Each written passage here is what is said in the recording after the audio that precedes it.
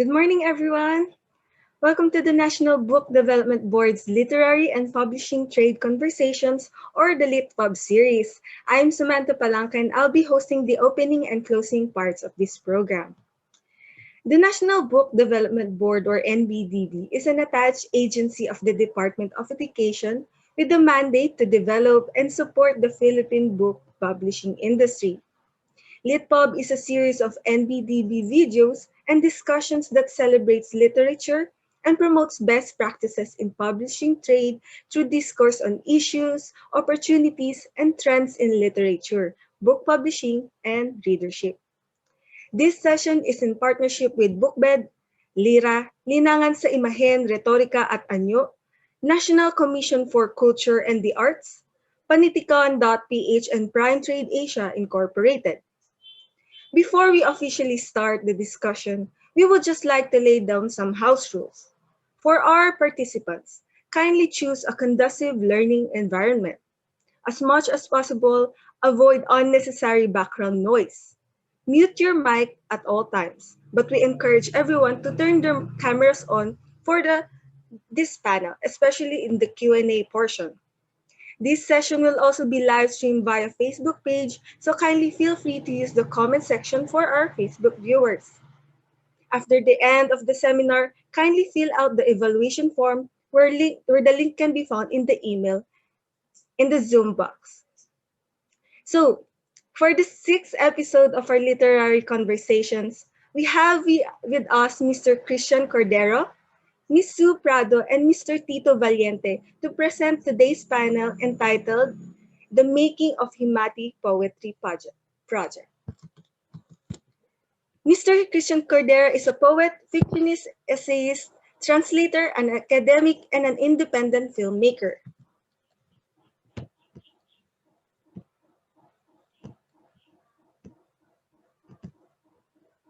Sue Prado is an actor for film, stage, and TV. She also did jury work for some film festivals, both locally and internationally. And Tito Valiente is a public anthropologist, a film critic, and film educator. He had his postgraduate studies in the field of anthropology in Japan. So here with us is our today's panel, Mr. Kristian Cordero, Tito Valiente, and Sue Prado.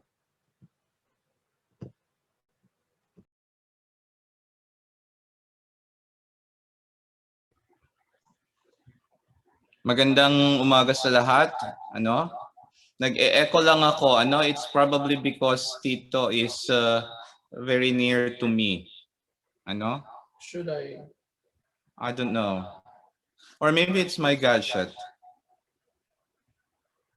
But anyway, magandang umaga sa lahat. Welcome sa session na ito at ikinagagalak ko na makita ang ilan sa mga estudyante sa Ateneo de Naga University na naririto ngayon at iba pang mga estudyante at guro at mga mambabasa ng panitikang Pilipino.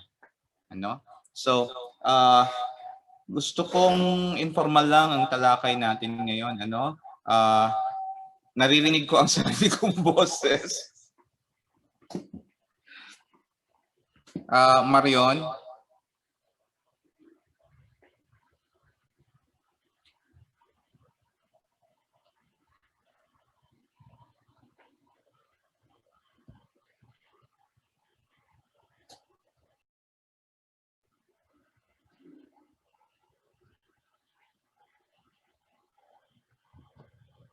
Okay.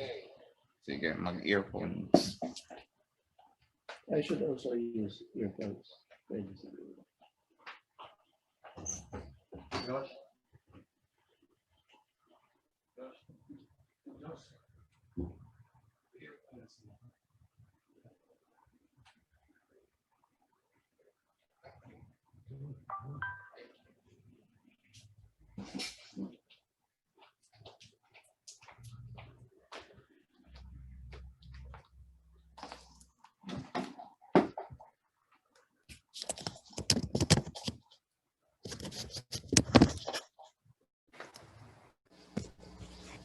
Hello?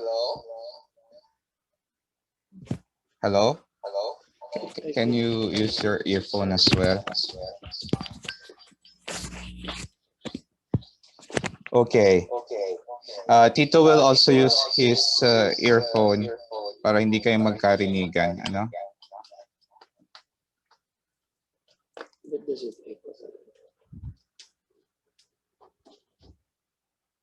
Okay. Yeah. Am I being heard? Am I audible to everyone? Naririnig ba ako? Can I get an approved? Okay. Salamat, Jacqueline. Ano? So, yon, earphone pala ang katapat. Ano? Nasa extraordinary tayong panahon ngayon. Ano? At magpapaliwanag o magbibigay ng ng sarili nilang mga pahayag sina Miss Sue Prado at si Tito Valiente tungkol sa kanilang participation sa Himati Bikol Poetry Project. Ano? Bilang isa sa mga tagapagtaguyod nito, allow me to share some insights as to how we have conceived this project that now we are now on its 34th episode. Ano, simula nung binuksan namin ang programang ito noong Abril. Ano, napakaraming factors kung bakit nagkaroon ng Himati. Wala sa plano ito.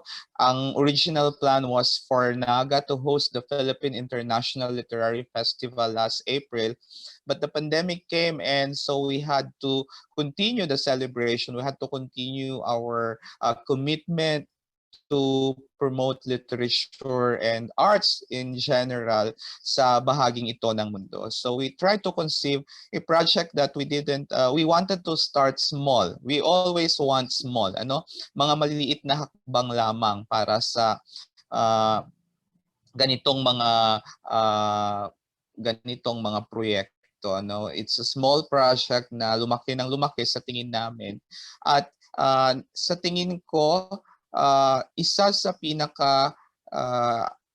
pinakapangunahing naging layunin namin ay upang tumugon rin sa kung ano ang sitwasyon natin ngayon. Ano? If you come to think of it, mahalaga sa anumang proyekto, sa anumang art project siguro ang pagpili ng magiging salita. Parang pagbibinyag, ano? You become a citizen, you become identified once you are given a name. In some other cultures, I guess only the father is required to give a name. In some other cultures, sa panahon ng mismong binyag, I think it's some kind of a royal tradition na sa panahon ng binyag lamang sasabihin ang magiging pangalan ng anak ng hari at ng reyna.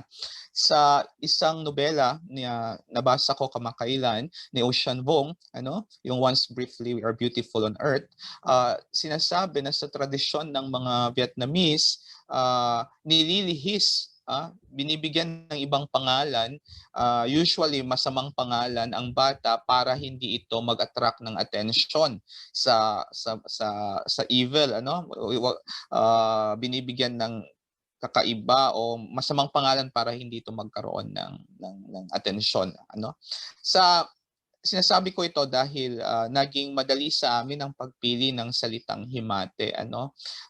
May connection ito sa mati, ano? Sa wikang Bicol, ang mati ay hindi lamang nangangahulugan ng pandama, kundi nangangahulugan din to ng sakit, ano? Pag may mati ako, ano? Pag pagmati ako, ano? May minamati ako. So kung may sakit, kailangan ng gamot, ano? Ang bokabularyo natin ngayon, our vocabularies have been changed by the pandemic, ano? May mga bagong salita at marami sa salitang ito ay nagpapatungkol sa kung paano maiiwasan na magkasakit lalo na sa panahong ito. So kung meron man akong gustong ipagtapat, ayun yung naging madali ang pagpili ng salitang Himati dahil sa tingin namin nandoon ang layunin na makatugon sa isang uri ng panggagamot, isang uri ng healing na sa palagay ko ay ipinagkakaloob ng sining, ipinagkakaloob ng tula. Hindi bakuna ang tula, pero meron itong ibinibigay sa atin, ano? Ang mismong salita kung saan nanggaling ang poetry ay nangangahulugan ng paglikha. At sa tingin ko, ito rin ang panahon, bagaman nasa panahon tayo ng matinding pagsubok, matinding paghihirap, ano? Sa Bicol dinaanan tayo ng dalawang magkasunurang bagyo. Ito rin ay panahon ng paglikha, ano? Paglikha. The pandemic, if you want to see it as an agent of death, sa tingin ko pwede ring tingnan siyang agent of change, ano? Malaking pagbabago ang nagawa nito sa mga buhay-buhay natin, pero hindi nangangahulugan na mahinto ang mga bagay-bagay na binalak natin. May dalawang salita akong inilista para pag-isipan natin, ano, dahil ang mga susunod na bahagi ng session na ito ay will require us to listen, will require us to feel, ano. Ang salitang bulong sa wikang Tagalog ay nangangahulugan ng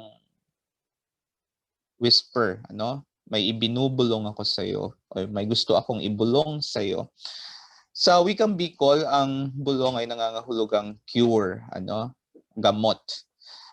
Para sa akin, oras na para tingnan natin ang mga salita mula sa iba't ibang bayan, nagkakaparehong salita pero nagkakaibang kahulugan. Pero kapag tiningnan natin ang relasyon nito sa isa't isa, maaari nating makita o maaari tayong magkaroon ng mga panibagong pagtingin sa mga wika natin, sa mga salitang ito. Paano kaya nagiging gamot ang bulong? Paano ang isang napakaliit na tinig ay maaaring maging solusyon o maaaring maging bulong sa isa? Maaaring maging gamot sa isang bahagi, sa isang komunidad. Sa tingin ko, mahalagang tingnan 'yon, ano? Mahalagang tingnan 'yon sa panahong ito, ano?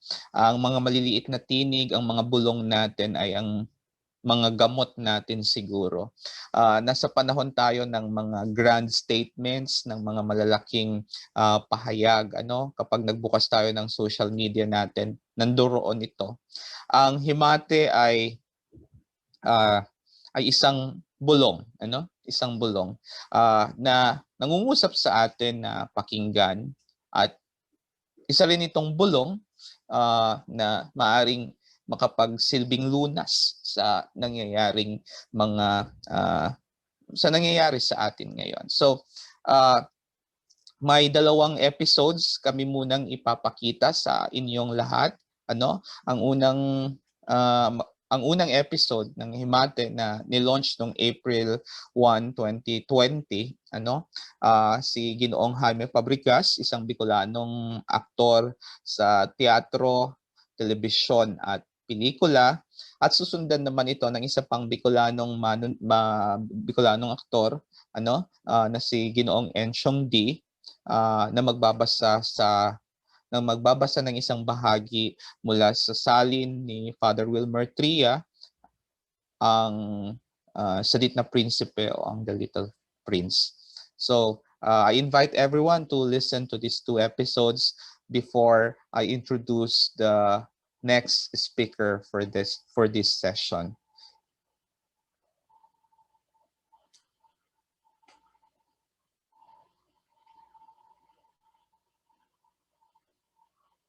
Can you play it, please?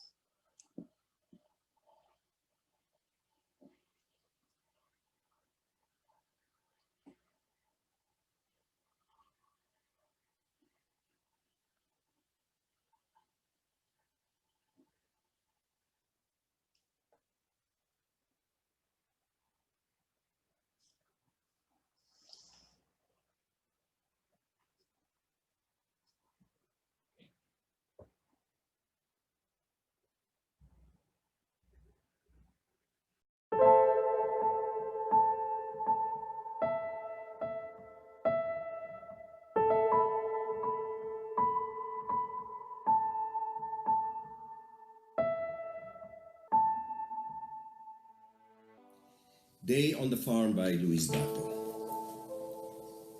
I've found you fruits of sweetest taste, and found you bunches of duha growing by the hill. I've bound your arms and hair with vine, and bound you with rare wildflowers, but you are crying still. I brought you all the forest ferns, and brought you wrapped in green leaves, cicadas singing sweet. I've caught you in my arms an hour, and taught you love's secret where the mountain spirits meet. Your smiles have died, and there is no replying to all endearment, and my gifts are vain. Come with me, love. You are too old for crying. The church bells ring, and I hear drops of rain.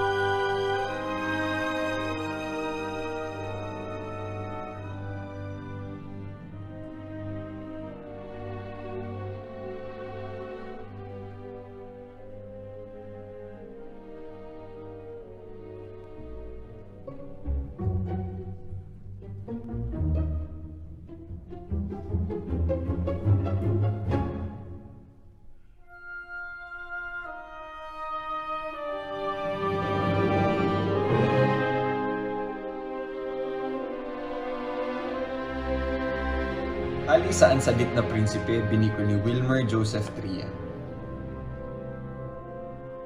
Mapung-aw an sa kong buhay, an sabi kan amin. Nandadakop ako nin mga manok. Dinadakop man ako kan mga tao. Pare-pareho ang mga manok, pare-pareho ang mga tao.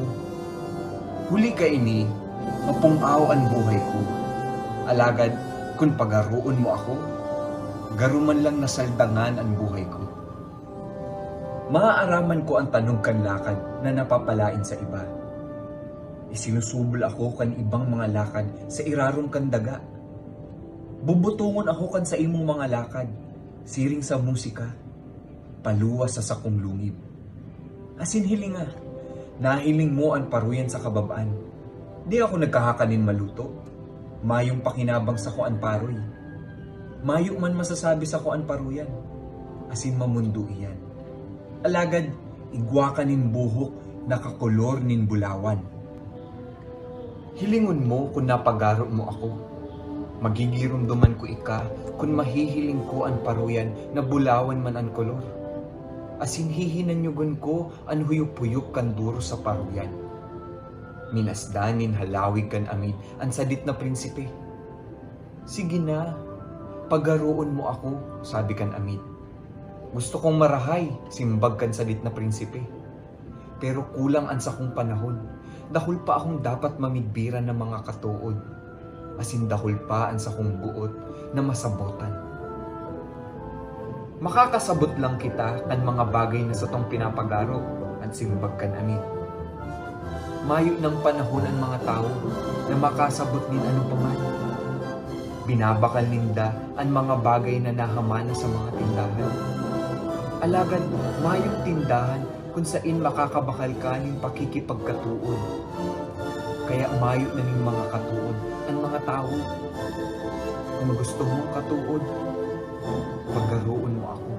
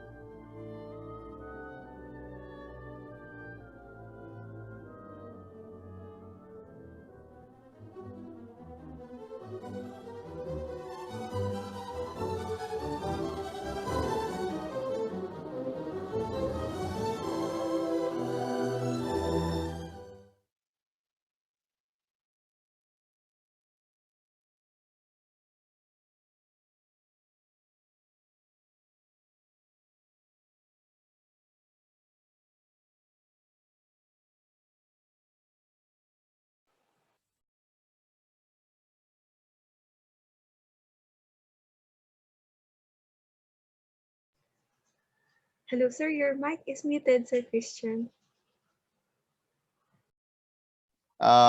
Maraming salamat NBDB sa pagbabahagi ng dalawang episodes na yon na kinatatampukan ni Ginoong Jaime Fabregas at Ginoong Enchong D.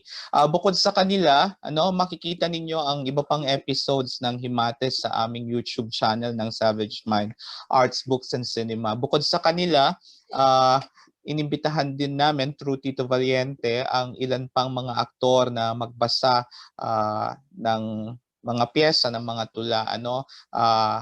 Common sa mga aktor na ito na marami sa kanila ang ginawaran ng parangal sa gawad urian kung saan miyembro si Ginoong Valiente nitong critics group na ito. Sina Max Eigenman, sina Piolo Pascual, Richard Kwan, Christian Bables, si Elijah Canlas na katatanghal lamang bilang pinakamahusay na aktor ngayong taon para sa kanyang pelikulang Kalil 15. Si Louis Kiambao at ngayon meron na kaming inimbitahang isang Filipino-American Broadway actor, si Mark De La Cruz, na nagbasa kamakailan ng isang tula ni Bienvenido Santos at nakatakdang basahin ang mga tula ni Carlos Bulosan at Bino Realuyo na mga makata na manunulat na Pilipino na may kaugnayan sa Amerika. So, bukod sa mga Bicolanong makata, itinampok rin namin ang mga makata mula sa iba't ibang bahagi ng Pilipinas. Katulad ni Genevieve Asenjo, Dina Roma, Merly Alunan, Michael Obinieta ng Cebu. Binasa ni Christian Bables ang isa sa kanyang mga tula. At marami sa mga makatang ito ay inilathala ng Ateneo de Naga University Press na siyang katuwang namin sa pagbubuo ng proyektong ito. So para ipaliwanag pa o magbigay din ng kanyang sariling muni at talakay sa programang ito, nais kong ibahagi sa inyo ang isang pre-recorded video ni Ginoong Tito Genova Valiente. Please play it. Thank you.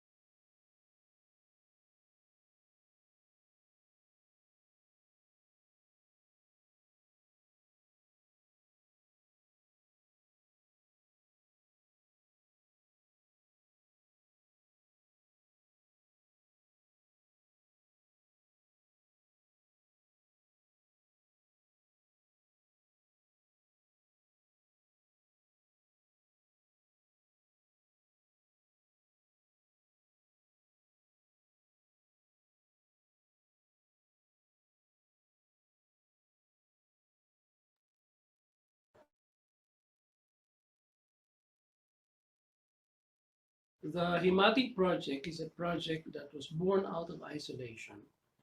With the entire Luzon in full quarantine, the world was coming to a halt. This does not mean, however, that art should stop. The Savage Mind, the bookstore and cultural hub founded by Kristian Cordero, was so near and yet so far. I would have to pass through 2 barricades, and in our home, only one nephew was benefited with a pass. So we had to contend with one thing, to come up with a project that could breach any quarantine without breaking any man-made laws. What if we have poetry reading online? Whose poems? oh, let us do Bicol poetry. I agreed. We were closer to the roots, and we knew the people, and we knew what to do. I don't remember whose idea it was, but the name came up. Jaime Fabregas, the actor. Jimmy is a friend of the group. He has always been very generous with his presence in and support our endeavors. Things went fast. Kristian and I drafted a rationale for the project. I was soon calling Jimmy, and Jimmy Fabregas agreed. Jimmy would be reading Bicol poems. There were no rules except for one thing. The selection of poems would come from Kristian. There was another informal agreement.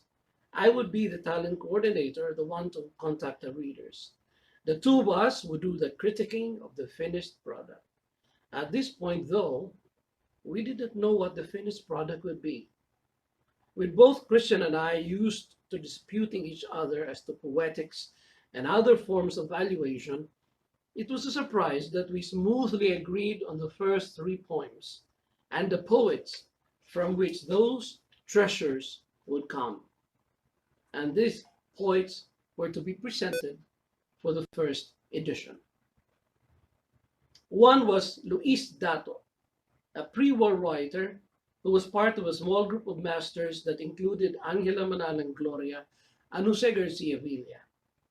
Dato would be joined in by New York-based Luis Cabal Quinto, whose roots are in Magarao, and Marnie Quilates, an Albayano, but now residing in Manila. Dato's poems were required readings in Philippine contemporary literature in English, when that category was still strictly pursued. He was what you may call a legend. His poetry remains a favorite subject matter for Bicolano literary scholars. Between Luis and Marne are numerous awards and countless honors, making them poet laureates not only of this region, but also of a nation trying to define itself. Both were recipients of the Bulawan Bicolnon, the highest award Ateneo de Naga University could give a Bicol artist. Going to the recording, Jimmy asked where he would do it. Anywhere, we told him. Anywhere in his home. We were imposing on him, but Jimmy was cool about it. While discussing the poem and the reading, we even asked Jimmy what he thought of the name of the project. Kristian came up with the name Himati, which is a Bicol word for feeling or sensing. In other places of the region, Himati has its roots in bati, or to listen. Jimmy said, "It is up to you two."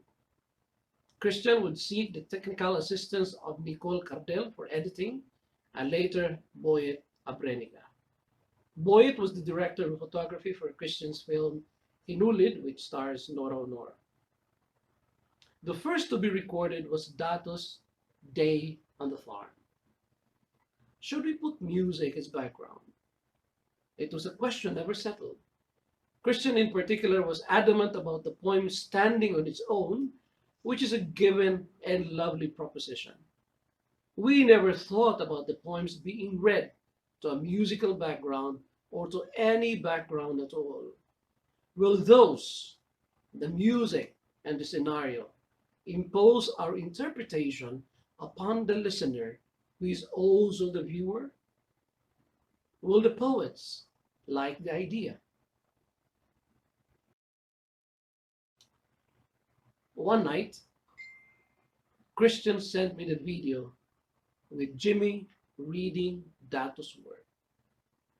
There on the tiny screen of my mobile phone, a verdant field with mountains blue at the distance moved quietly with the somber music from a piano.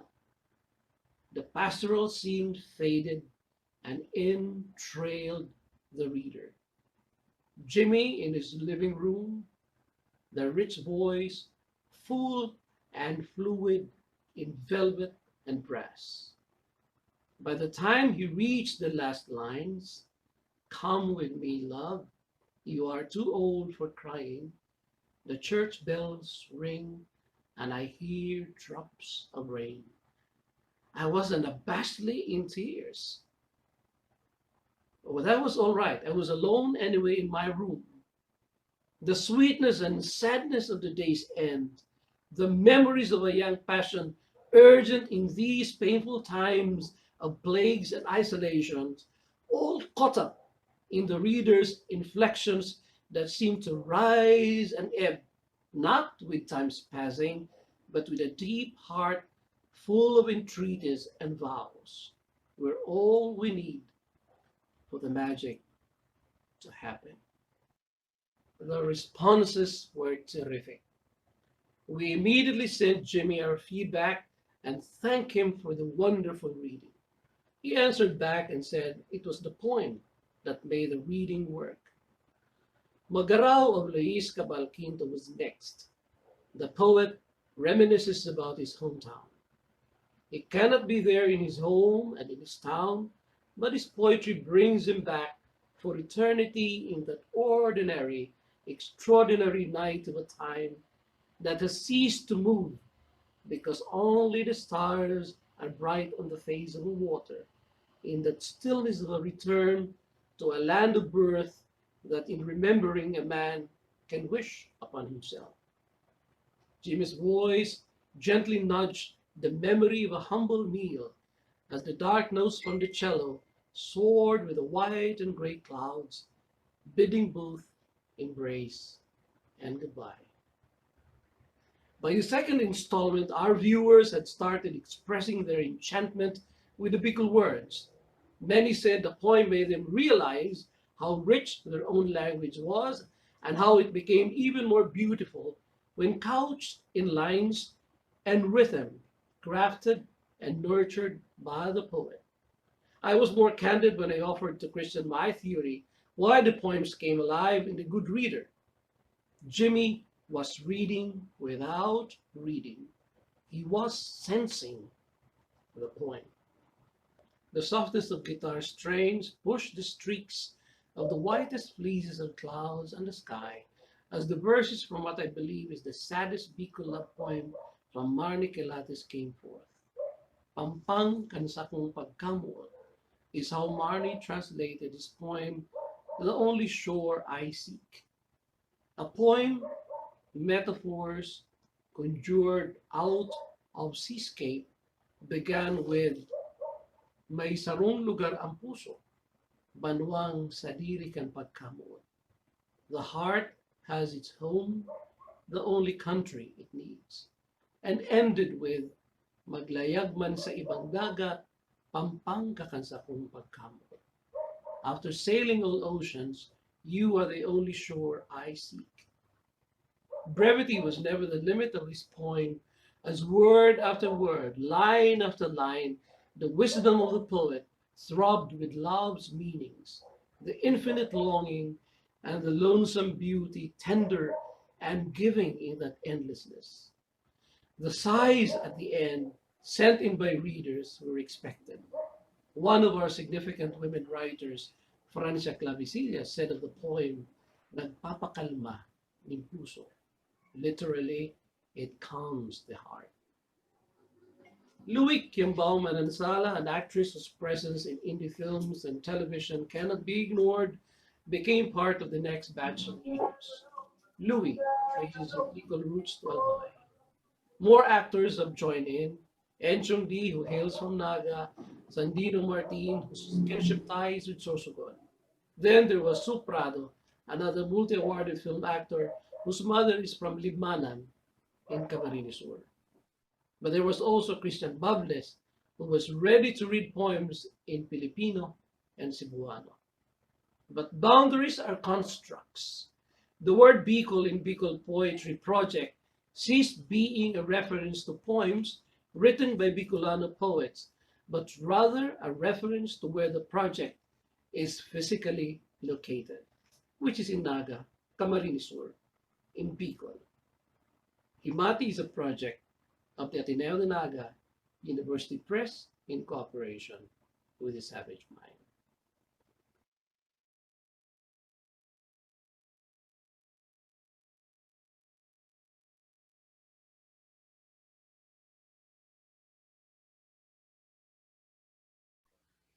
Maraming salamat, Ginoong Tito Valiente. Makakasama natin si Tito later on, para sa Q&A. Kung may mga tanong kayo sa amin, nakahanda kaming sagutin ito at sana magpatuloy kayong ayan na si Tito. He's live right now. He's with me sa bookshop. Sa bahaging ito, panoorin natin ang 2 episodes ni Binibining Prado. Gaya ng nabanggit ni Tito, naging priority somehow na piliin namin, pumili kami ng mga aktor mula sa Bicol, katulad ni Ensyong at ni Ginoong Jaime Pabricas. Si Prado naman, ang connection niya sa Bicol ay dahil ang kanyang nanay ay mula sa bayan ng Libmanan. Si Louis Kiambao, Manansala, ang roots ay mula sa Bakakay, Albay. So, naging madali para sa amin dahil we played the card of the Kahimanwa, at bukod sa mga aktor na ito, naging bahagi din ng proyektong ito si Binibining Carmen Camacho ng Mabuhay Singers, na isa sa mga nag-popularize ng maraming awiting bayan mula sa rehiyon. So I think we're getting inspiration from each other. Even hindi lang namin tinitingnan na yung mga aktor ay medium lang, sila mismo ay mga conduits din, sila mismo ay tinitingnan din namin yung trajectory ng kanilang buhay bilang mga artista, at in one way or another ipinapasok namin yon sa proseso ng paglikha ng mga episodes ng Himati. So pakinggan natin ang 2 episodes na kinatatampukan ni Binibining Prado, na itinanghal bilang Best Supporting Actress ng Gawad Urian many years back. Magbabasa si Binibining Prado ng tula ni Binibining Jaya Jacobo, na may pamagat na Kansyon ni Oriol, na may visuals na ginamitan ng visuals ni Binibining Dada Dokot, na isang visual anthropologist mula sa bayan ng Nabua at nakabase ngayon sa Amerika. At ang sunod na tulang babasahin ni Binibining Prado ay isang tula ni Ginoong Jason Tabinas, isang makata mula sa bayan ng Bula, Camarines Sur, at may mga visual na sining ni Ginoong Kristian Tablason. So narito si Binibining Prado at ang makatang sina Jaya Jacobo at Jason Tabinas.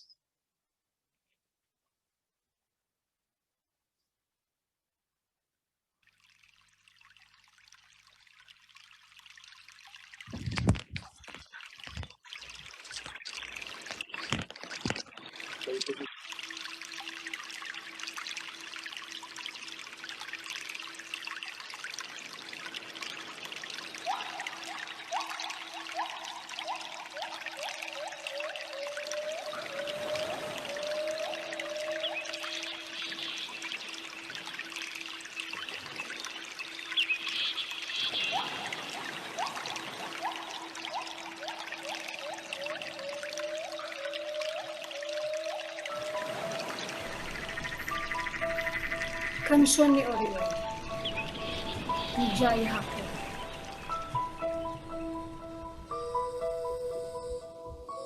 Yaong digdi sa kaon, sa tahaw kan labo, digdi sa sakuyang kinapupuruputan, ang minamawat ng tulukan, minsarong magaya-gayang hinakot.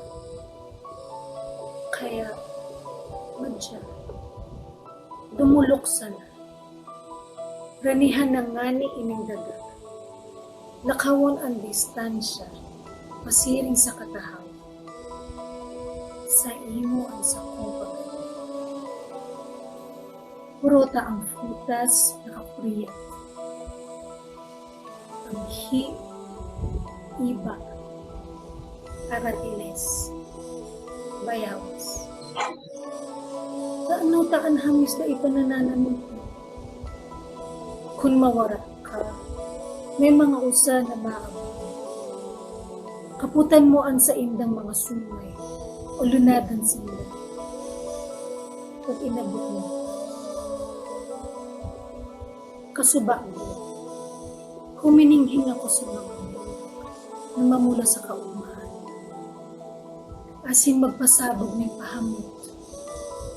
Pinakiulayan ko man ang mga kahoy na tawang kanindanan. Papalumbok daan mga gapo. Tanganing dai magkalugod sa imong pangisan. Sa imong pagrani, sa sakuyang katahaw, diklum sana ang makakahampa. Dai na umasa na padarhan ta kanin mo siyarnaga. Maski panin de kolor na liwanag halik sa mga mariposo. Yaon na ako duman.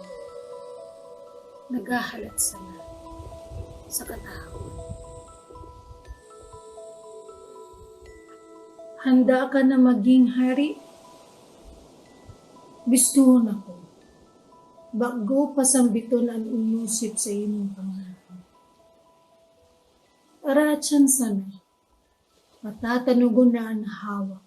Oon payo hanggang lawas. Bakong babae, bakong halas, bakong ganggang, huminuba sa nang kagayunan.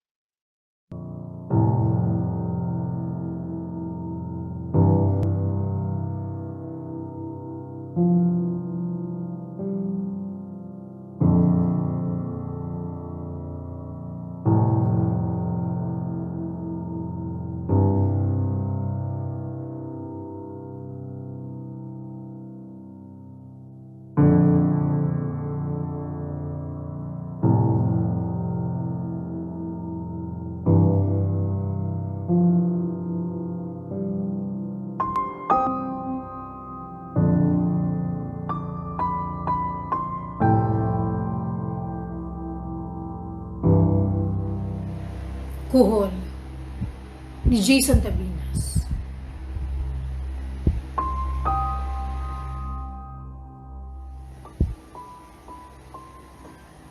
Mula Timog Amerika, ikinalat ang mga kuhol sa Pilipinas noong 1982 para may dagdag na makain. Subalit pagsulpot mula sa ilalim ng lupa, sila ang nanibasib sa mga tudling ng palay. Parang inihahalal na magsilbi at magpaunlad sa bayan, subalit sa halip siyang kumakamkam ng yaman at nagbapaon sa gobyerno sa utang.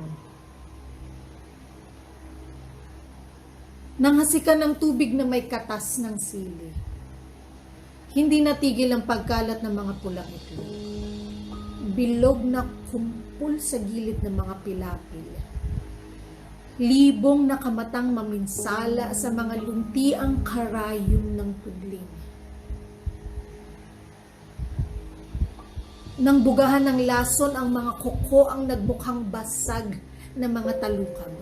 Nauwi sa paisa-isang pagpulot, pagsako at paglatag sa kalsada. Malutong ang bawat pagdaan ng mga gulong ng tricycle at jeep.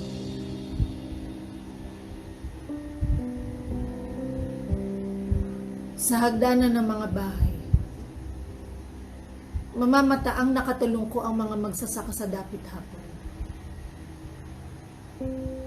Sinasalat at binibilang ang mga hiwa sa talampakan.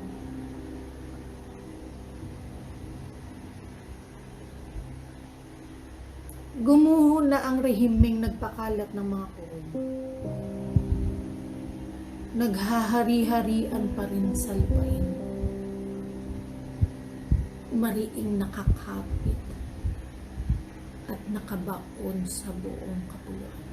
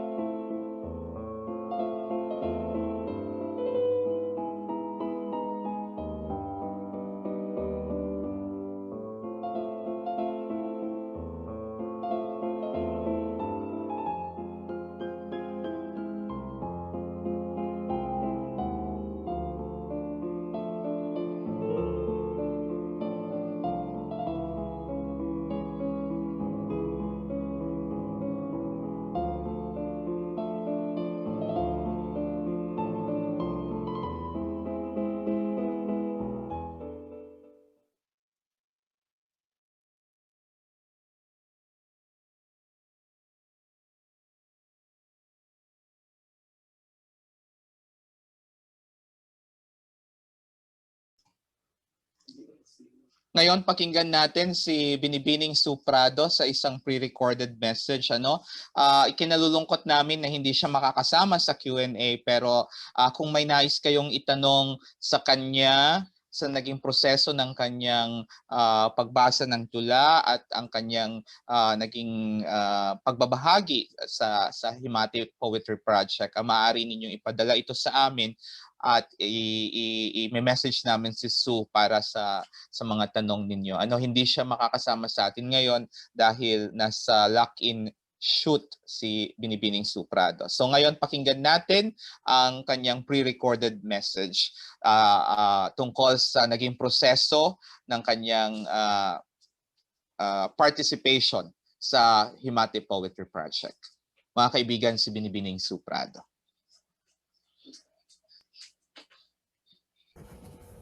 I am extremely grateful that I was invited to be one of the readers for Himati. I say that it's really a commendable effort, from Kristian, from Tito Valiente, and the rest of the Savage Mind group, Savage Mind Collective, to have mounted this kind of activity. Especially during this really surreal time. I really am grateful for having been selected to be one of the readers, as it helps me, wake up from this really strange, surreal dream that is the lockdown. It's like a dream that you're living in, only you know that it's real. With Himati, I was awoken. I was made alive again somehow during the early part of the lockdown. I think it's not only me who experienced or have been experiencing this tale. The lockdown paralyzed the creative aspect of my being. So this pandemic, the lockdown, this whole crisis is just too big, too unfamiliar to be handled. Who would have thought we would experience this in our lifetime? Yeah. So thank you, Himati, for the invitation and for giving me a tool to get by during these really surreal times. Reading Jaya Jacobo's Canción Oriol is actually my first time to perform in the Bicol language. My mother's family hails from Liban and Camarines Sur. And having grown up as a child, hearing them, my mom, my lola, my aunts, some of my cousins, my uncles talk in their native language, actually prepared me for this performance. I didn't know it back then, but I'm just really grateful that now that experience, that part of my childhood, came in handy when I got invited to read for Himati. Bicol language is such a beautiful language. How I wish I could speak it more, but unfortunately I haven't come across a film project yet which will require me to speak in the said language.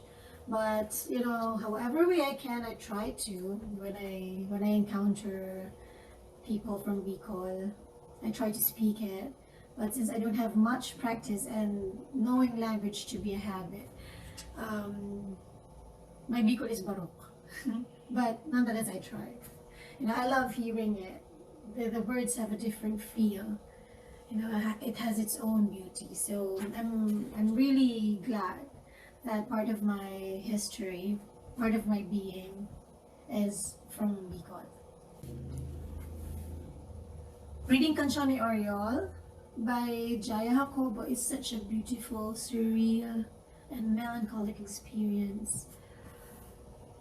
The mythical persona of Oriol is known to be that of a villain. However, the way Jaya wrote Oriol is quite the extreme opposite. Oriol is a very loving, gentle, and quiet creature, one who is very deeply hurt by loving too much. And that's how I sympathized and empathized with Oriol. I needed to find the Oriol in me, you know, the part of me which hurts because of so much love because of too much love that I could not give. That is the Oriol I know. The preparation to read the 3 poems for Himati kind of varied from poem to poem, as I needed to find the distinct inspiration for each poem. For Jaya Jacobo's Canción ni Oriol, I need to find the Oriol in me, the part of me which hurt because of this much love that I cannot give. For Carlo Arejola's Wala Akong Bitbit na Sawi Ang Puso Tuwing Naglalakbay, I needed to find the part of me which always yearns to travel, which always yearns to search, and that part of me which always asks for answers. And for Kohol by Jason Tabinas, I found the inspiration from the farmers, from the workers, from the stranded OFWs I encountered during the lockdown. I grew up in a farm until high school, so I'm kind of familiar with how farmers live, and it's quite a distinct picture in my head while I was reading Kuhol. That helped me a lot. But the struggle, the personal, the political struggle of the stranded OFWs during the lockdown also inspired me in reading Jason Tabinas' Kuhol, as I saw a similar line of struggle for them. You know, the oppression, their state of not knowing what to do after having toiled and sacrificed so much to survive, and how this government doesn't really protect us as citizens. There. My last destination before the lockdown was in Virginia with my mom. That was the first time I saw her in 10 years. So it's quite a memory for me. This lockdown did something really strange to my memory. I don't know if this happens too, but things that happened last year, even March of this year, seemed to be in the distant past already. So, well, actually, around this time, I was in the States. I was with my mom.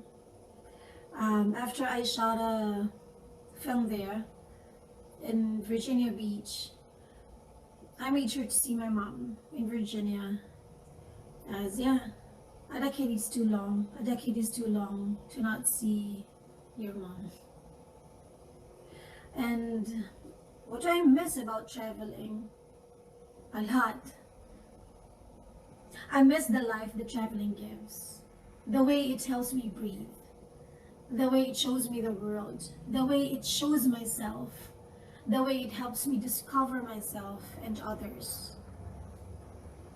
The way travel expands my perspective. That the world is limitless.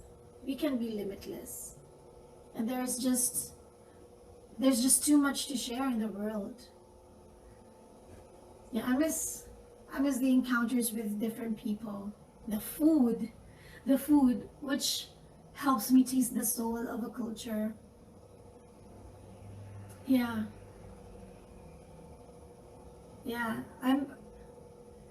it's a big life out there. Traveling is really good for the soul. Helps you heal, helps you live, helps you love. The relationship of arts and politics, it's quite a critical one, as both are indicators of the state of a society. It's a mirror of a people and a fossil of a culture's history. I don't think they can be set apart from each other. They are responsible for each other. That's why the use of cinema, the use of media, the use of communication should be done responsibly, as they reflect this relationship between arts and politics. As such, it can be a tool, a weapon, a tool for empowerment, or a weapon for divide, for destruction. Well, in my younger days, I think back in high school and college, I used to write poems. I thought I was going to be a writer. However, life happened. It's still happening. And I didn't turn out to be a writer. I don't have the emotional and the mental strength to sustain that of a writer's spirit. It's too tough for me. I think I'm really meant for a different medium, performance arts. My expression is more of an actor, though I still try to write poems occasionally when my emotions are extremely high or extremely low. One thing I have observed, I cannot really write when my emotions, my feelings are just right in the middle. So yeah, I don't think I have I don't think I have the right temperament to be a poet. But yeah, it's cathartic most of the time. Yeah, it's one way to exhale. To exhale black smoke and to inhale white light. Words are really powerful. That's why we need to use them responsibly.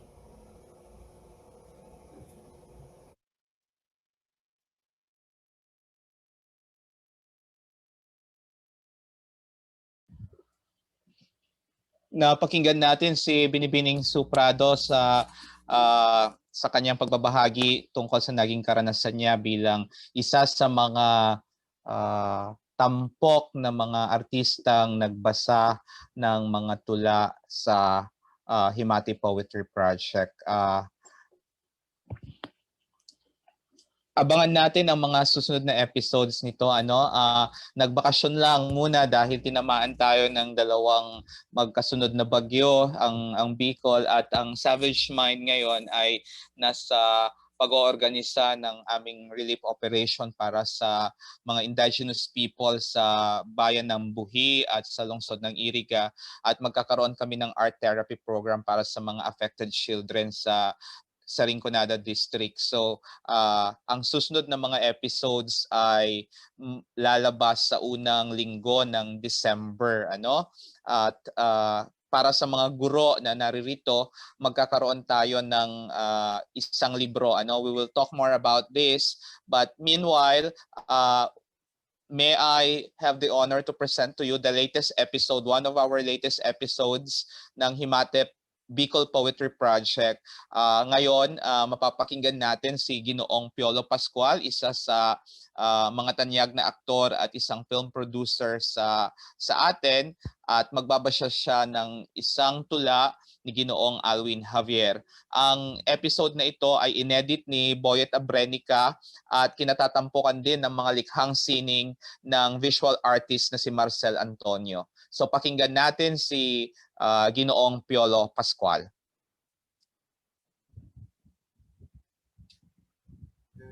Padre, nais ko mangumpisal. Ako ay nagkasala sa isang nilalang. Ako'y may kasintahan, kami ay nagsuyuan, naging saksi ang langit sa aming supan. Ang magneto sa gitna ng daigdig ni Alwin C. Javier. Ang pamimilian, ikaw o ang kabundukan. Ipakukuyong mo sa akin ang isang maliit na bato ng pag-ibig na dadalhin ko pag-akyat sa bago kong daigdig. Gagamitin ko ang bato sa pagpapaibig ng mga taong piniling pagsilbihan. Mga babaeng walang anak, matatandang walang kinabukasan, mga tribong nawalan ng kasuotan. Ngunit ano't sinasadya ko, ang bawat bayan ay nananadya rin ng iyong kapangyarihan. Anong bigat nitong pabaon mo't kinakarga kong pag-ibig, magnetong hango sa gitna ng daigdig. Humihila sa bawat hakbang, tumutulak sa bawat lakdaw. Tinatalunton ko ang dalisdis ay nagkakalaglagan ang mga batong bumabagsak lamang sa aking paanan. Gayong di maputik ay umaalsa ang lupa't nangungunyapit sa aking talampakan. Ang pagsubok, pagsisilbi o pag-ibig. Ipupukol ko ang bato sa malayong malayo upang lamunin ng bangin at kadiliman. Magpapatuloy akong walang imik, ngunit mababagabag ang pananahimik. Mababagabag ang lupang humahawak sa mapapadapa namang talahib. Uungol ang hangin kasabay ng pagaypay ng papabulusok na ibon. Bubulwak ang tubig, nararagasa patungo sa walang hanggang talon. Saan ako kakapit sa paglindol ng iyong pag-ibig? Dadugungdong ang buong kabundukan at walang ibang direksyon kundi paakyat sa tuktok kung saan abot ang kaligtasang handog ng kalangitan. Hihilahod ako tungo sa Diyos ng alingaungaw. Isisigaw ang lahat ng hilahil ng katawang pinaghihilahan ng kung anong bighani ng kadakilaan at batubalani ng kairalan. Ang sagot, langit o pagpapatiwakal. Ganito marahil ang nakita ng mga nauna sa kinatatayuan kong dalisdis. Abot kamay ang langit, Ngunit abot tanawa ang maliit na bato ng iyong pag-ibig. Nagliliwanag sa ilalim ng tubig. Umaapoy sa gitna ng aking daigdig. Padre, nais kong ipagtapat, hindi na siya malaya noong una pa man. Iniibig ko siya, maging ito ay bawal at mayroong ibang puso sa aking magdaramdam.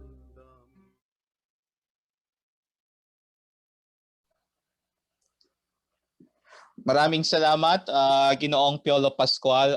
Ngayon, ito na ang open forum. Makakasama natin si Ginoong Tito Valiente. Maaari kayong magpadala ng inyong mga tanong through the chat box at sasagutin namin ito sa abot ng aming makakaya.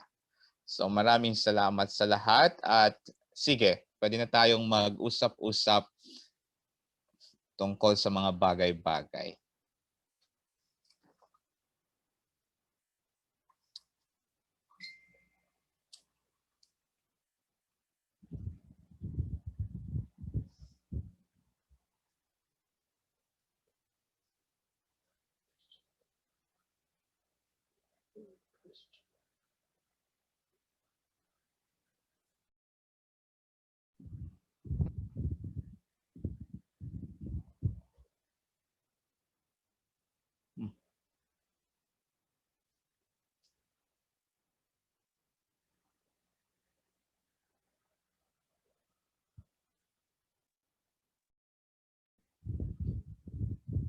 May mga nakikita akong mga estudyante ng Ateneo Dinaga. Alangan namang magtawag ako. Ayan, may ano na. Comments and suggestions. Kapaki-pakinabang po. Tito, pakibasa nga. Hindi ko mabasa sa aking iPad. Nababasa ba, Samantha? Kapaki-pakinabang po ang inyong mga gawain. Paano po kami makalalahok sa mga ganito? Dalawang papel sa Himati. There are two roles you can play, as a writer or as a reader, no? Ngayon, sa aming ideya ng Himati, we wanted to use personalities na hindi nyo na ililink sa mga tulang Bicol o Pilipino. And gusto naming ma-expand nila yung notion ng cinema at sining, no? Kasi kung nakikita nyo, hindi lang siya basta visualization ng poetry. May pumapasok na musika, may pumapasok na visual arts. Yung kabuuan na yun is already cinema in many ways, no? At ngayon, sa puntong ito, ang partisipasyon ng karamihan sa atin bilang tagapakinig, no? Bilang kritiko, bilang naghihimati, people who are listening. And I think that's a very big participation when you get to listen to the poems and you get to sense the poem. Kasi ang karamihan sa weakness ng pagtuturo ng literatura, yung agad-agad tinatanong ng isang profesor, ano ang kahulugan ng tula? Even before you ask, ano ang naririnig, ano ang nadarama, anong nakikita nyo sa isang tula. Sensing, nakakalimutan yan. So that's the effort na ginawa namin sa Himati. No? Ultimately, it's really sensing, no? Which is common sa lahat na disiplina ngayon. No? Mga antropologo, sinasabi nila na kulang ang paglalarawan lang ng kultura. Kailangan dapat nararamdaman mo ang kultura. You're able to sense it. I hope nakasagot ako noon sa tanong ni, where is that? Ni Josie Gan, no? Sige. Malaking bagay siguro na yung magiging participation ng mga natin ay maging viewers at listeners, ano, malaking bagay sa atin yung pakikinig, ano. We've always think of poetry as something that is written, ano, by an extraordinary person, that is the poet. Pero with Himati Poetry Project, we want to highlight not just the poet, not just the artist, not just the music, but we want to highlight the active participation of those who can pay attention, who can listen to it, ano. Gaya ng nasabi ni Tito, na madalas sa classroom ang experience natin napaka parang bagyo, ano, yung pag-aaral ng panitikan, na hindi tayo nagkakaroon ng panahon na mag-settle down, hindi tayo lagi tayo napipressure ng mga quizzes, lagi tayo napipressure ng academic performance natin towards that particular subject. Siguro oras na para balikan natin na pakinggan natin yung tula na wala tayong bagahe na ganoon. And just experience the sheer pleasure of listening to one beautiful poem, ano. Sa kasusundan ko din yung sinabi ni Tito, siguro malaking factor na yung mga actors natin hindi na lang natin nakikita bilang mga personalities sa TV at pelikula, kundi nakapagbabasa ng tula, ano, ibang-iba, ano. Madalas naririnig lang natin si Enchong D sa wikang Filipino, ano. Ngayon napakinggan natin siya sa wikang Bicol, and Tito and I are very strong on this, na it's high time that regional languages, cinema from the region should really take an active role in the imagination of the nation, ano. May politika ang Himati, ano. Very subtle lang ito, ano. Minsan kasi na-overshadow naman ng politics ang art, ano. We are towing that line very, very carefully, ano. So may ganong responsibility din. Kung interesado kayo, panoorin ninyo ang performance ni Kristian reading a Cebuano poem. Panoorin ninyo ang performance ni Max Eigenman, na sa tingin ko isa sa pinaka ang mahirap dito, lagi kami nag-uusap ni Tito about whose best performance din. Pero ang ganda dahil every time nagkakaroon ng sorpresa ang mga aktor, ano. Sa tingin ko napakinggan naman natin si Prado, ano, na merong mga challenges, ano. Meron silang mga challenges, meron silang mga sarili nilang insights, and we hope that in another forum we can guest them. And we hope to see you around, na mapakinggan ninyo yung creative process din ng mga artista at iba yung mga makata na naging kalahok sa proyektong ito. So meanwhile, ang kailangan namin bilang mga tagapagtaguyod ng Himati Project is your support. Malaking bagay sa amin yung pag-share ninyo sa Facebook, sa social media ninyo. Malaking bagay sa amin yung pagpapopularize ninyo ng panitikang hindi lamang tula na nakasulat sa Tagalog o Filipino, kundi yung panitikan mula sa rehiyon, ano. So yon, be an agent, be an active supporter of Philippine literatures, ano. Yon, salamat, makakaasa po kayo. Salamat po.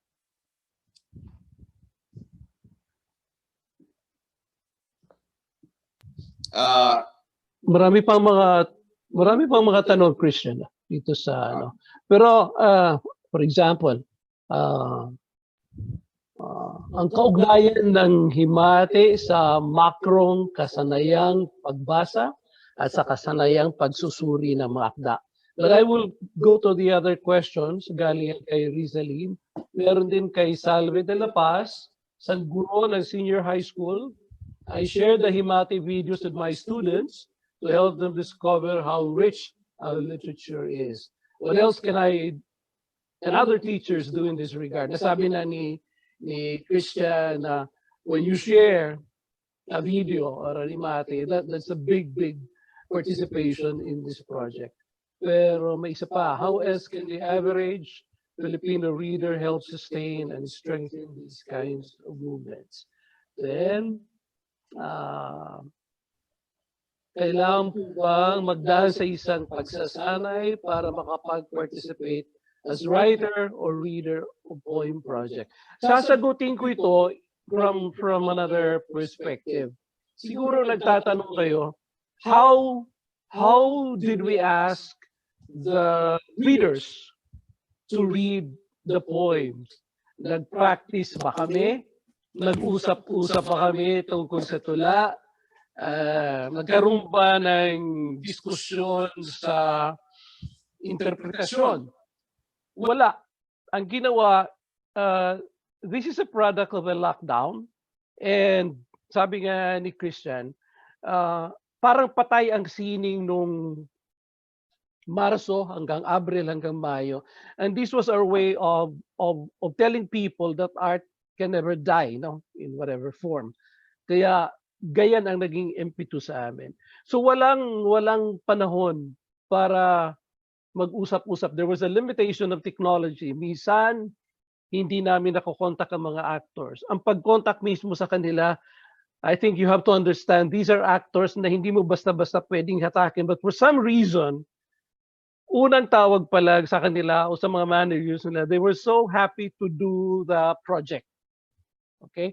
At sila mismo, sila ang nagproseso ng tula. And they would send the raw material, the raw reading to Kristian, at ipapadala sa editor, lalagyan ng musika, and then I would see it. Hindi ako kasama doon sa pag-process na yon.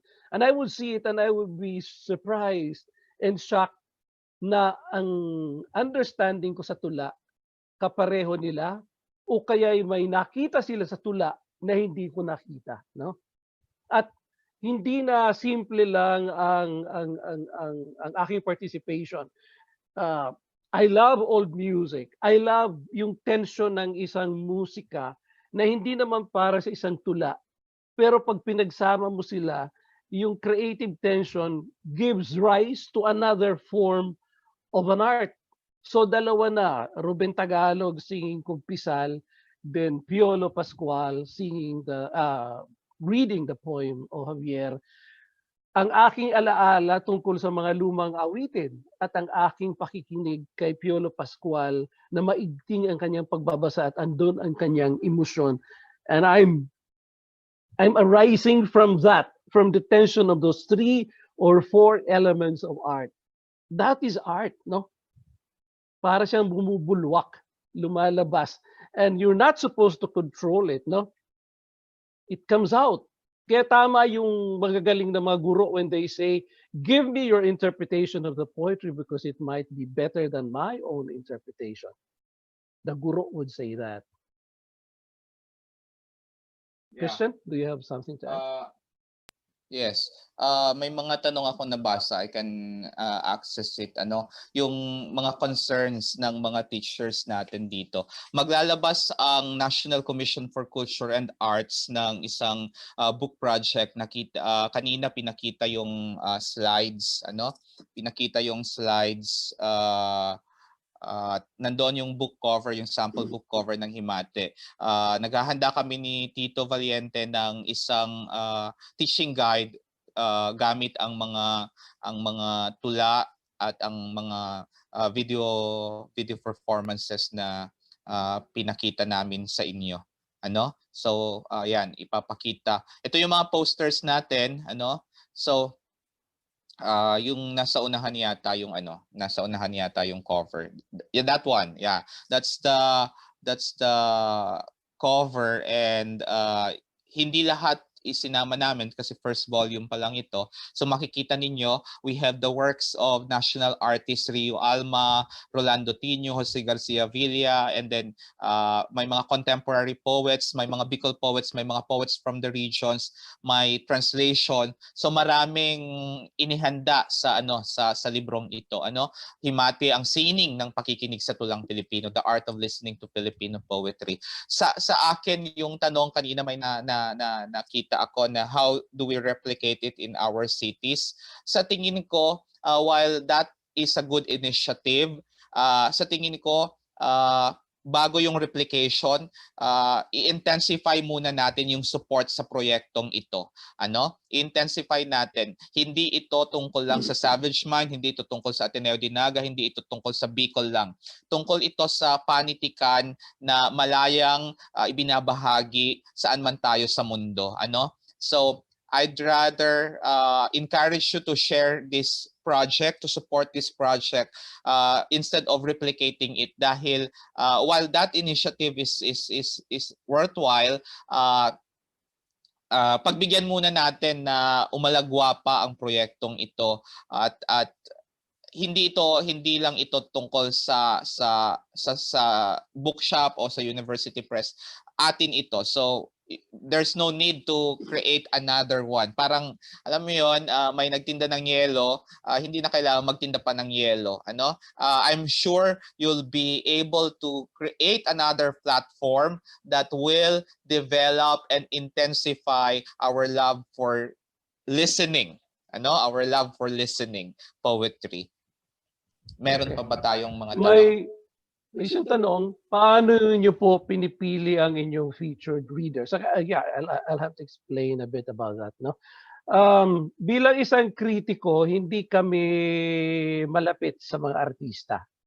Ang particular, itong manunuri ng pelikulang Pilipino, Kristian knows that, no? Hindi kami showbiz, minsan hindi namin sila kakilala.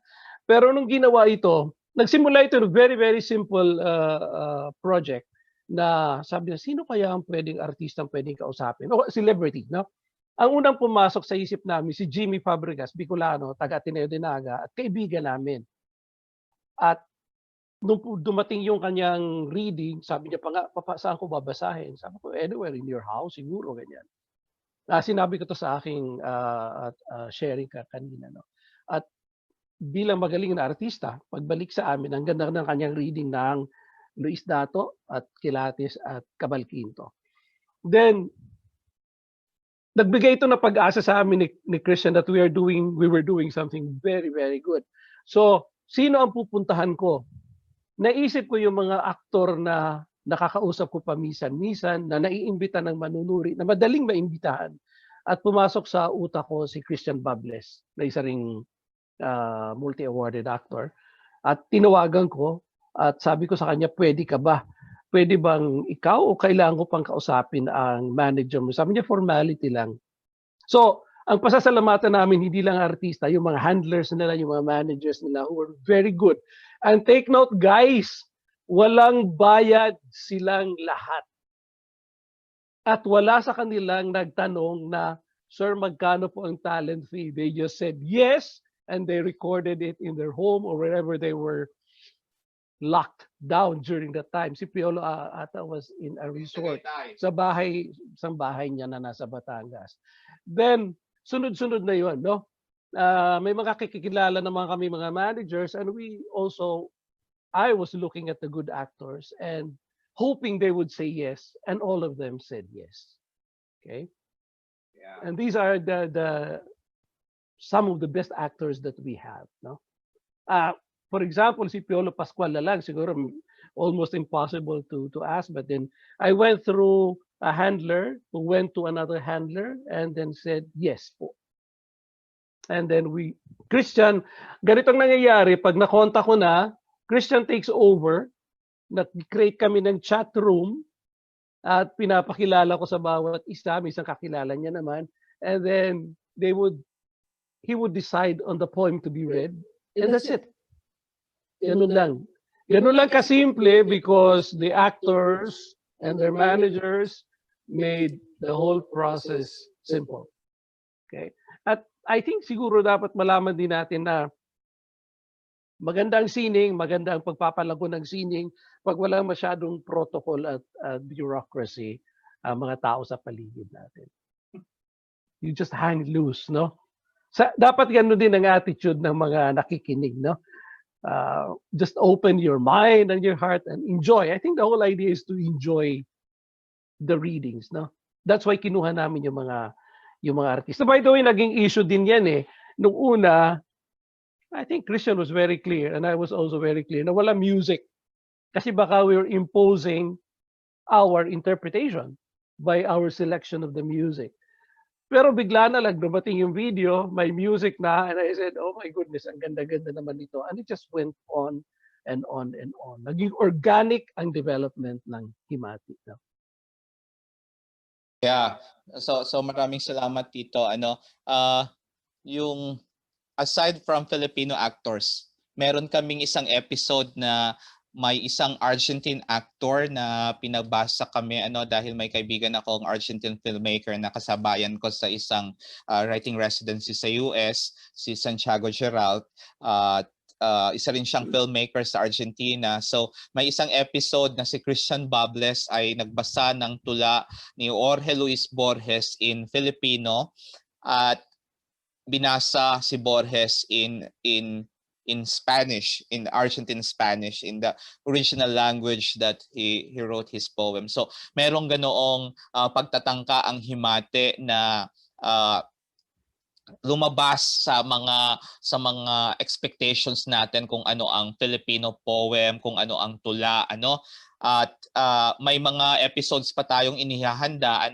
Right now, we're naka-line up ang ilan sa mga, hindi ko muna sasabihin ang mga personalities na magbabasa, pero Tito and I have already listed Emilio Jacinto. There will be a series on Emilio Jacinto, Marcelo H. Del Pilar, Jose Rizal, Andres Bonifacio, and Gregoria de Jesus. So merong isang buong series naman na yung mga heroes natin na madalas tingnan lang natin bilang mga bayani, mga cold monuments, bibigyang buhay ang kanilang mga tula, ang kanilang mga akda. So meron ding isang episode na nabanggit ko na ito kanina na nailabas na natin, si Bienvenido Santos, ang tula niyang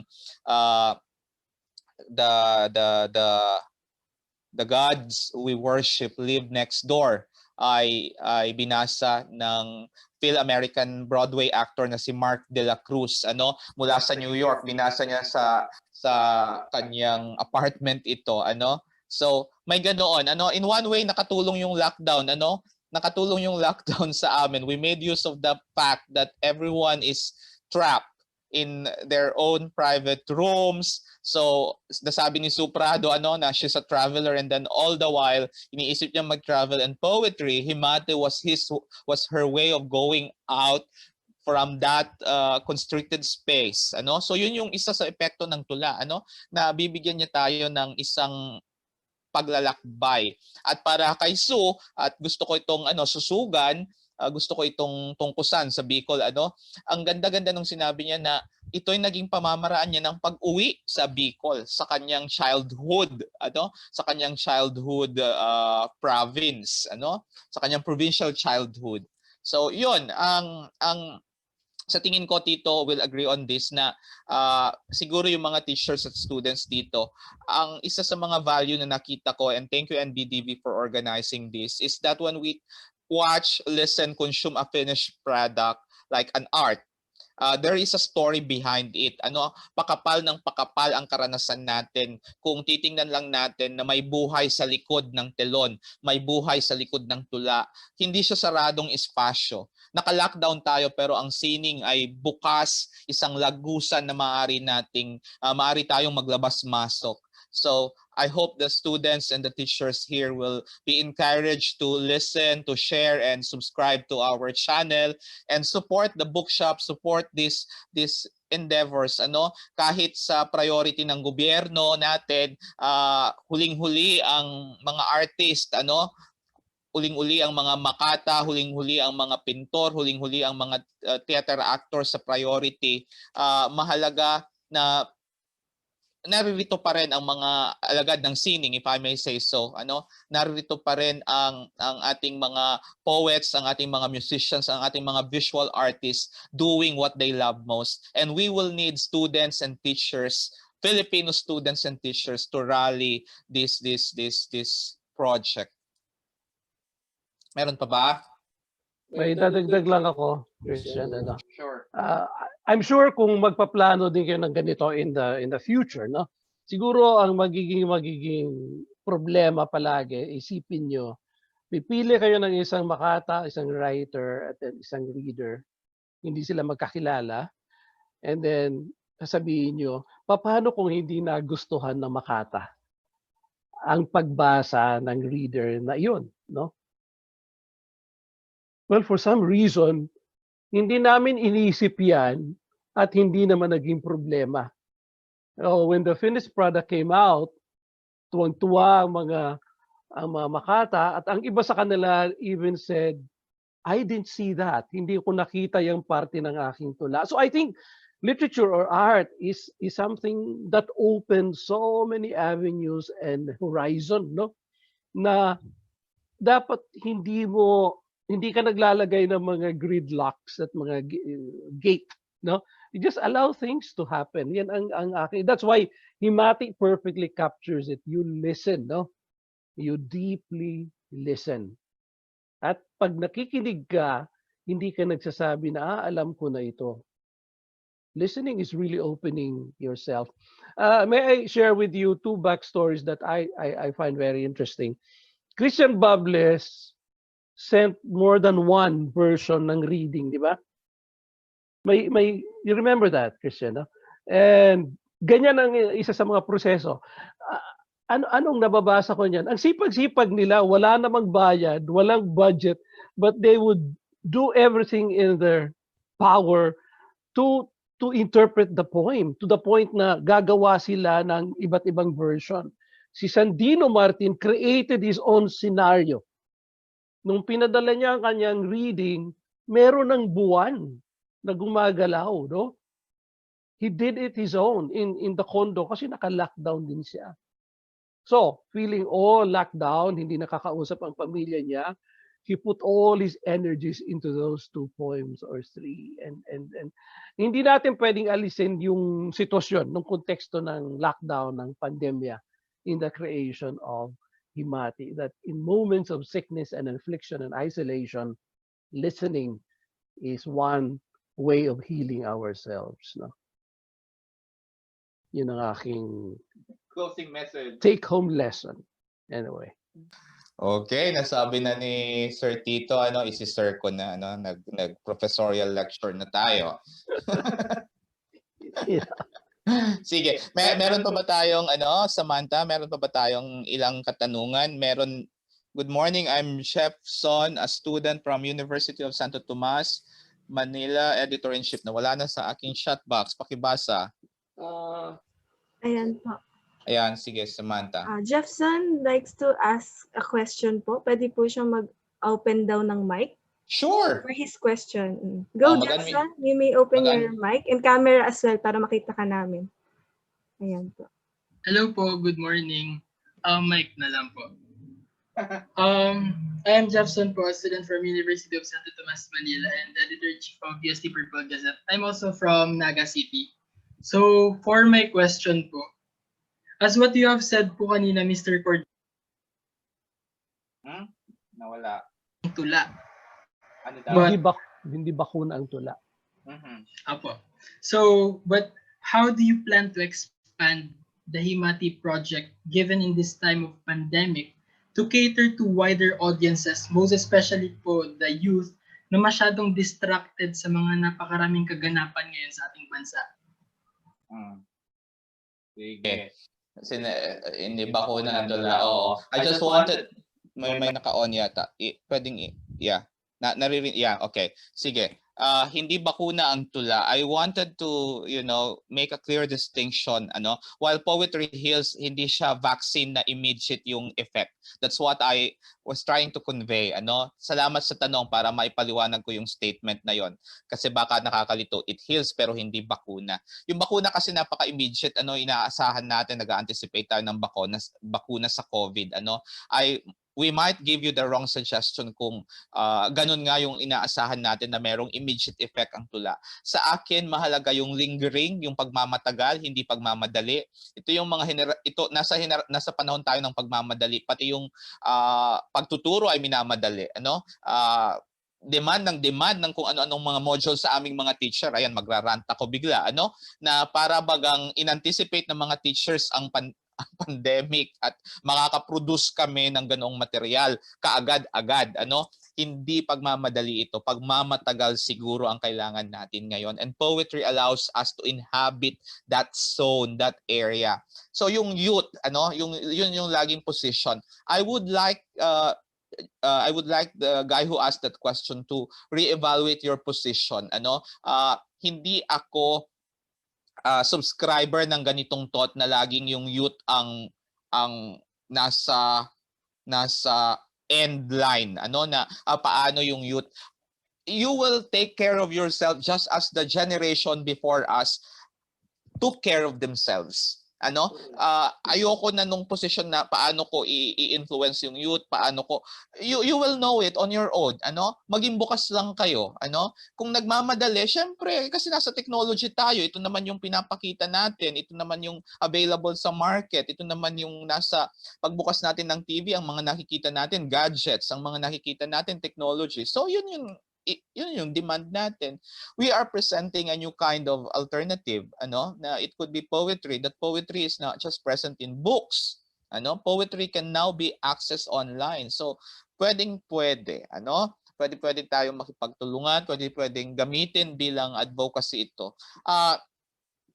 Yung nauso, di ba, yung spoken word poetry, naobserbahan ko sa ilang instances na nakapag-participate ako, while people like to read poetry in that kind of space, kutob ko lang, parang walang nakikinig, kundi yung nagbabasa lang.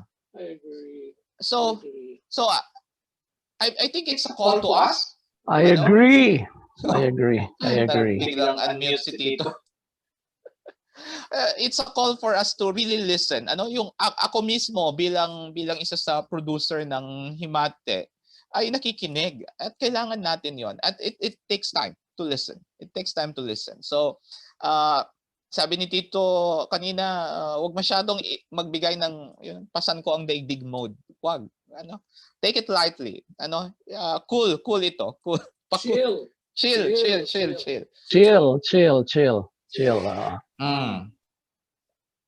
So, halimbawa yung mga may mga diction na alam mo yon, iba yung pakabasa ng isang artista. Kami hindi kami nag-i-impose as long as it might be another way of saying it. Yung meaning ng salita, kapag kasi I like diacritical sa mga tula sa salita, sa wika. Pero minsan if you remove it, nagkakaroon ng ibang kahulugan ang wika. Nagkakaroon ng ibang na ibibigay sa mambabasa o sa listener ang power to interpret. Yeah, dagdag ko lang. I think the best way to read the poem is yung you thread yung thin line between thinking and overthinking, no? Yung parang pag pinag-isipan mo na ng matagal yung isang poem, nawawala na nung spontaneity, no? Which is, I think, the feature ng lahat na nagbasa ng tula. Yung parang first time nila nakikilala ang salita, ang kataga, no? Parang first time nila na encounter yung salita. There's always that notion of a person encountering a word, and the word is the world. Parang ganyan, no? And yun. Kaya ako, I'm in awe. Nakanganga ako habang na nakikita ko sina Louis Manansala, sina Kristian Babli, si Piolo Pascual, parang tama. It should be like that, no? And when I read it also, iba na rin, no? Hindi ko kailangan sila gayahin, and that's art, that's poetry. Marami tayong baggage, no, lalo na nagka-pandemic, no, lalo nagkaroon ng virus, no. I think itong Himati is one way of having a pause. Lalo na ang poetry is one of the forms, literary forms na mahalaga ang silence sa kapos. Ang essay walang ganyan eh. You put a period and that's it. Sa poetry, hahanapin mo yung mga silences, no? At pag nahanap mo yon, you create the music, no? And you listen. Tama yung sabi ni Kristian. We always want to talk, no? Pero nobody wants to sit down and look and listen at the reader. Sa mga open mic, ganyan na open mic, wala, everybody wants to be heard, no? This time, gusto nating makinig, no? And learn from it, no? Or even just enjoy it. Okay? Okay. Sige. Ay, may follow-up May question si pa po. Jefferson. Do we have... Naka-unmute ba ako? So in promoting arts and culture po, of course po, it doesn't just end in the appreciation of the audiences. How will it enkindle the inner potential sa mga audiences, lalo na po yung may mga doubts pa if they have the talent for it. And then also po, lalo na yung mga grassroots level and yung mga hindi talaga major yung literature and creative writing, pero po may passion po sila para doon. And gusto rin nila mag-take part sa pag-promote ng kanilang local arts and literature. Ang labo na nung tanong, gusto mag-participate pero kulang sa hindi ko na ma-figure out yung naririnig kong sarili ko. Okay na ba? Oo, medyo I got lost in the question, na hindi ko alam kung anong intention na nung situation. I'll repeat na lang po. Sige nga. Magti-take note down, magti-take note ako ha. I will listen to you. Please. Hindi ko marinig. Wala pa question. So in promoting arts and culture po, of course po, it doesn't just end sa appreciation po ng audiences.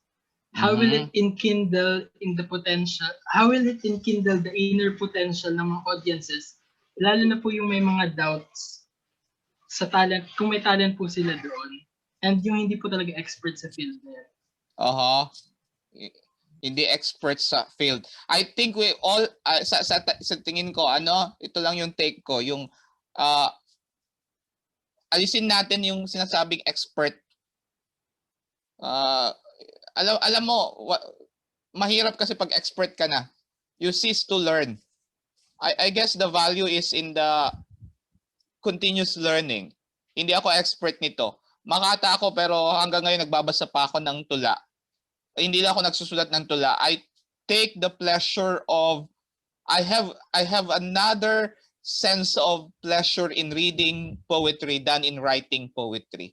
Baka doon pwedeng gumalaw yung tanong na yon, Kapag meron tayong distinction kung sino ang expert, sinong hindi expert, tapos paano natin ma-rekindle yung inner potential. Ang hirap nung tanong actually. I would not begin with that question.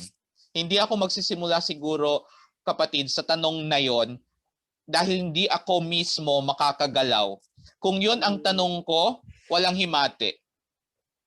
Dahil ang hirap nun, Ang hirap ng tanong na yon sa sarili, I think I want to share this. I think it's very important to raise a question to yourself and assess that question to yourself.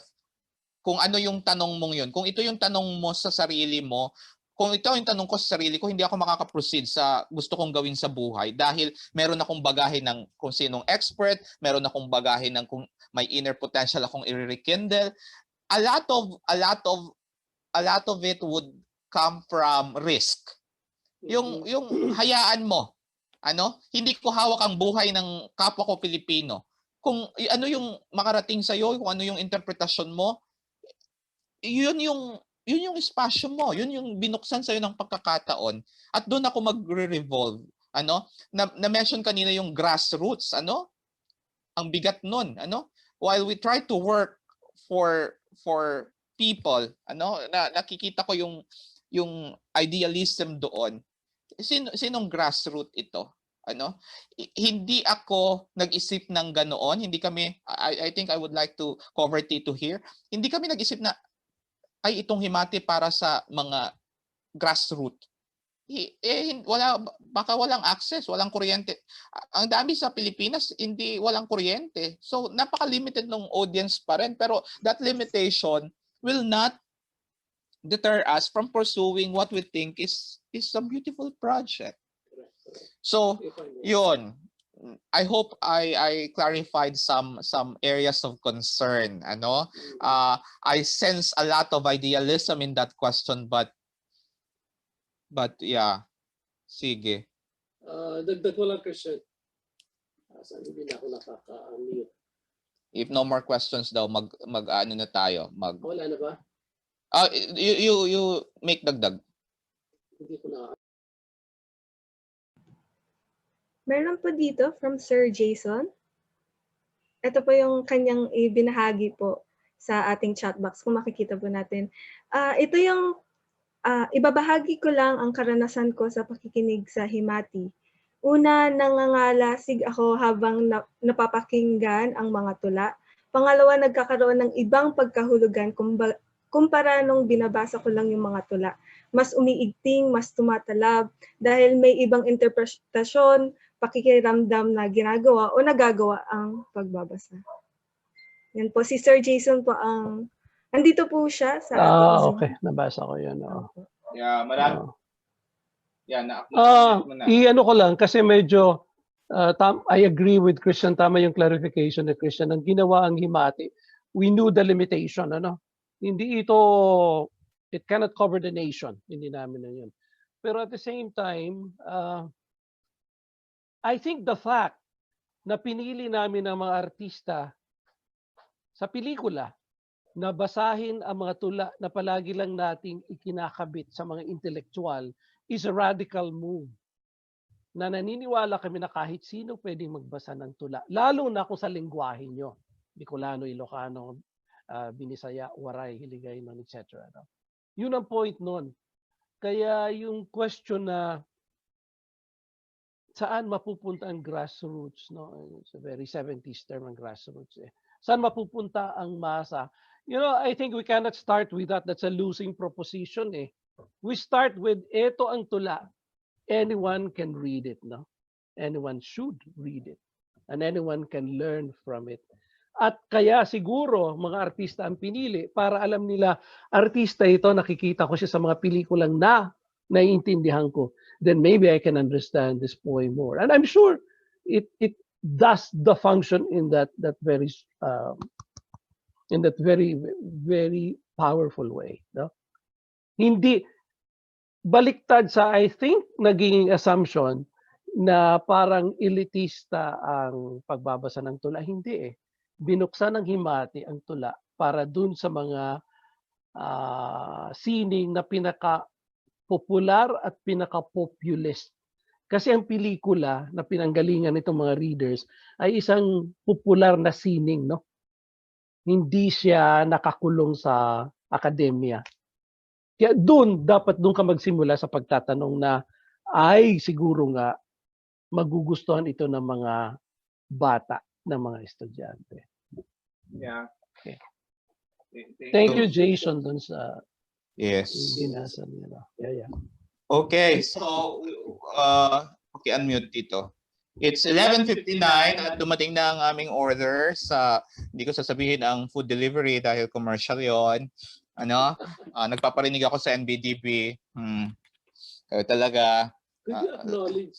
Maraming salamat sa National Book Development Board sa pag-oorganisa ng platapormang ito. Meron pa kaming 2:00, so trabaho ito, kayod ito, at inaasahan namin na papasok kayo sa Zoom meeting mamaya 2:00 on Death in Enchantment, at makakasama natin si Tito Valiente bilang ethnographer, bilang enchanter of death, at ang isang manunulat na Bicolana na doktor, na medical doctor, si Dr. Mary Shane Uy, the writer of the Book of Pedro Bautista. So we hope to see you at 2 p.m. Maraming salamat sa mga naririto. Maliit lang ang screen ko, so I won't be able to acknowledge you anymore. But as a parting gift to all of you who have listened, who have joined us to this conversation, we leave you what Tito Valiente has called the most painful poem. May sakit, may kurot ang tulang ito. At ang tulang ito sa pampang kan sa kong pagkamot, pampangkan sa kong pagkamuot ni Ginoong Marnie Kilatis ng Bayan ng Daraga Albay. So we leave you with this poem which is translated in English as The Only Shore That I Seek.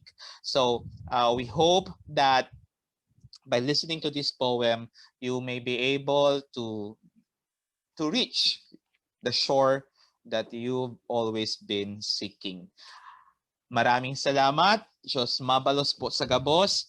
As in, please like our page, The Savage Mage page, and then ang Ateneo Dinaga University Press page 10. Mabuhay ang panitikang Pilipino. Mabuhay tayong lahat. Alright, maraming salamat po Sir Kristian, Sir Tito Valiente sa pamamahagi ng inyong mga karunungan and experience dito sa ating Himati Project. Marami pong natutunan, I'm sure marami pong natutunan ng mga audiences po natin, and sa mga nagtanong, dumalo sa ating conversation ngayong araw, maraming salamat po sa pagbabahagi ng inyong time. And for that, before tayo mag-end, ipi-play po natin ang video. Ang point. Closing na yon, Samantha. Closing na yon. So maraming salamat. Okay, maraming salamat. Okay, before we end, a few reminders po. Don't forget to answer evil form at tayo ay mag-photo docu for this session. Okay? Para sa Okay. Encourage ko po everyone to open their cameras po para mag-picture. Sige, 5 seconds everyone. Hello. Ayan, hello. Dumarating na po sila. Okay.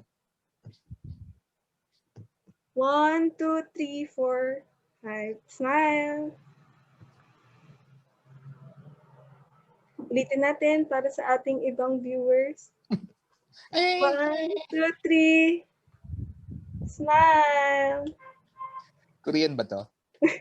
Baka Okay, maraming salamat po. Bye-bye. See you at 2 p.m. Bye po. See you.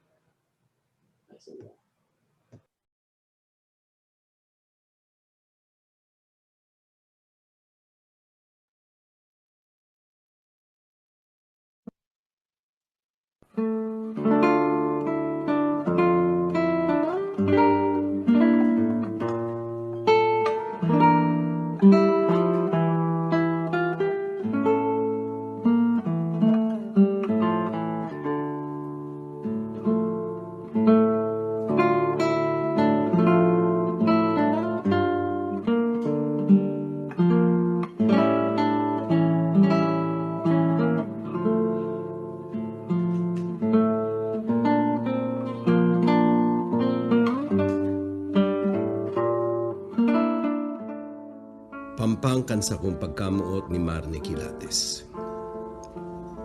May sarong lugar ang puso, badwang sa diri kan pagkamuot. Gura no man napaharayo, minapulit manggiraray ang buot. Pasakit man ang inagihan, may onra man na inabot. Daing sukat man giraray, sa kamot mo minahadok. Solamente ika, padaba, girumdum kan sa kong puso. Pagkatapos kang gabos, sa abaga mo minaungko. Uya ka digdi padaba sa daghang ko nag-eerok. Maglayag man sa ibang dagat, timong ka nit sa kong puso. Maglayag man sa ibang dagat, pampang ka kan sa kong pagkamuot.